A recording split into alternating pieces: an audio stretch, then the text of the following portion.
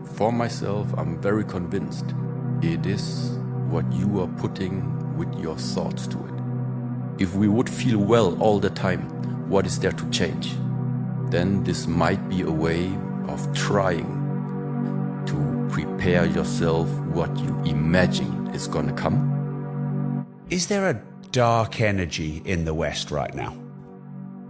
Whatever makes it dark and whatever makes something bright, for myself, I'm very convinced it is what you are putting with your thoughts to it. The way of how you are relating to whatever you experience. So by, let's say, nature itself, nature doesn't make a difference between dark or bright, good or bad. It is what we subjectively add on top of it. So should we in the UK watch the news? If you base your life and your life quality a lot upon what's happening around you, then this might be a way of trying to prepare yourself what you imagine is gonna come. But this is exactly where I feel like it is an encounter which is at some point just not gonna work. This whole idea of trying to control the surroundings in order to make you find a place in it. So this is exactly what in the past many times has been talked about. Stop pointing for the changes outside of you and trying to figure out how to adjust what is happening. It's an inside job. An inside job. Why do we call it like this?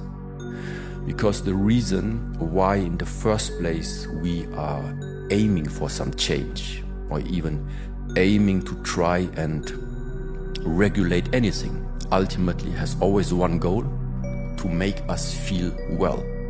If we would feel well all the time, what is there to change? Apparently the reality is I don't feel well because just some decisions have been taken that seemingly have an effect on my well-being. But now we just make the next step. Why is it called the inside job? Because it is what you feel.